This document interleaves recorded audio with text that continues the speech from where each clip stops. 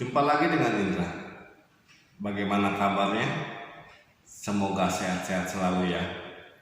Dalam kesempatan ini saya ingin mengucapkan banyak-banyak terima kasih atas support dari teman-teman untuk channel ini. Ya, semoga teman-teman yang sudah subscribe, like, atau share selalu diberkati oleh Tuhan.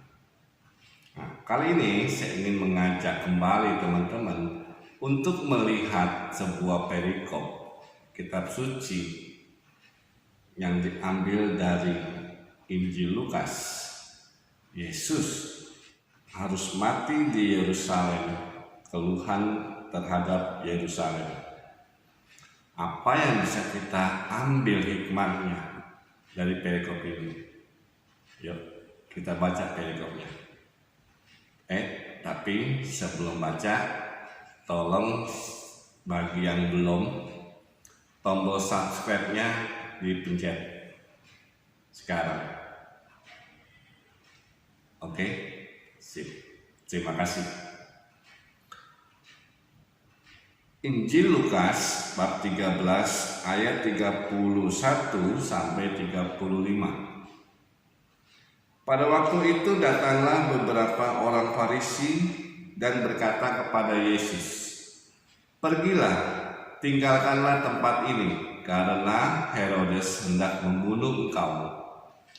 Jawab Yesus kepada mereka, "Pergilah dan katakanlah kepada si serigala itu, Aku mengusir setan dan menyembuhkan orang pada hari ini dan besok, dan pada hari yang ketiga aku akan selesai. Tetapi hari ini dan besok dan lusa aku harus meneruskan perjalananku, sebab tidaklah semestinya seorang nabi dibunuh kalau tidak di Yerusalem. Yerusalem, Yerusalem, engkau yang membunuh nabi-nabi dan melempari dengan batu orang-orang yang diutus kepadamu. Berkali-kali aku rindu mengumpulkan anak-anakmu, sama seperti induk ayam mengumpulkan anak-anaknya di bawah sayapnya, tetapi kamu tidak mau. Sesungguhnya rumahmu ini akan ditinggalkan dan menjadi sunyi. Tetapi aku berkata kepadamu, kamu tidak akan melihat aku lagi, hingga pada saat kamu berkata, diberkatilah dia yang datang dalam nama Tuhan. Demikianlah Injil Tuhan, terpujilah Kristus."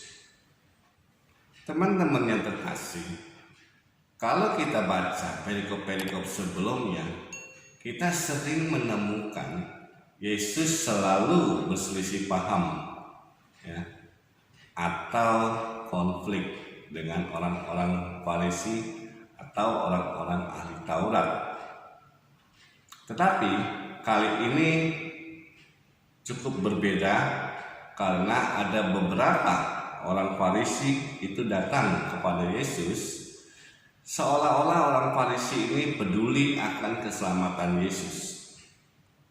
Ya, di sini dikatakan, dia berkata kepada Yesus untuk pergilah, tinggalkanlah tempat ini karena Herodes mau membunuh engkau. Orang Farisi itu begitu peduli kepada Yesus sehingga ia menyuruh Yesus untuk pergi meninggalkan daerah itu karena Herodes mau membunuhnya. Kita nggak tahu apa motif yang ada di belakang ini. Apa benar Herodes mau membunuhnya, atau ini cuma akal-akalan orang Farisi? Ya. Kenapa saya bilang akal-akalan? Karena orang Farisi itu nggak suka sama Yesus. Dan orang banyak itu suka dengan Yesus. Lalu apa reaksi Yesus ketika Yesus mendapat pemberitaan itu? Yesus tidak takut dan tidak gentar. Malah ia menyuruh orang-orang Farisi itu untuk pergi dan katakanlah kepada si serigala. Ya, di sini Herodes diumpamakan seekor serigala. Seperti kita tahu, serigala itu bisa dikatakan binatang yang licik. Ya, dia diam-diam belaga baik, tiba-tiba menggigit. Nah, istilah yang kita tahu itu pasti serigala berbulu domba. Makanya Yesus menjulukinya si Herodes itu serigala. Aku mengusir setan dan menyembuhkan orang pada hari ini dan besok, dan pada hari ketiga aku akan selesai. Itu yang Yesus katakan kepada mereka untuk disampaikan kepada Herodes. Dengan berkata begitu, sebetulnya Yesus ingin menyampaikan kepada orang-orang Farisi bahwa misi dia datang ke dunia adalah untuk mewartakan kerajaan sorga atau melaksanakan kehendak Bapa yang mengirim dia ke dalam dunia. Dan Yesus itu terus melakukan misinya sampai pada akhirnya. Ya, dikatakan pada hari ketiga aku akan selesai. Lalu dilanjutkan lagi, tetapi hari ini dan besok dan lusa aku harus meneruskan perjalananku. Ya. Dia tahu bahwa dia akan mengalami penolakan, penganiayaan, bahkan sampai dibunuh. Tetapi tidak di luar kota Yerusalem. Kenapa? Karena Yerusalem waktu zaman Yesus merupakan pusat ya, yang bisa mengadili seseorang dan bisa untuk menjatuhkan hukuman, apalagi orang yang mengaku sebagai nabi. Itu sebabnya Yesus berkata, tidaklah semestinya seorang nabi dibunuh kalau tidak di Yerusalem. Nah, teman-teman yang terkasih, hal inilah yang dikeluhkan oleh Yesus. Kenapa? Karena begitu besar kasih Allah khusus kepada umat Israel ya, yang diungkapkan oleh Yesus sendiri dalam kerinduannya bagaimana ia ingin mengumpulkan umat Israel dalam satu komunitas. Dia mengungkapkan atau mengibaratkan itu seekor induk ayam yang mengumpulkan anak-anaknya di bawah sayapnya.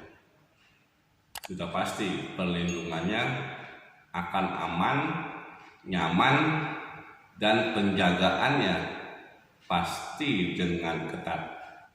Tetapi mereka tidak mau.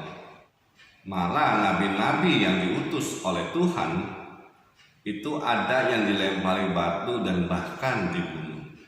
Dalam ayat 35 yang sesungguhnya rumahmu ini akan ditinggalkan dan menjadi sunyi.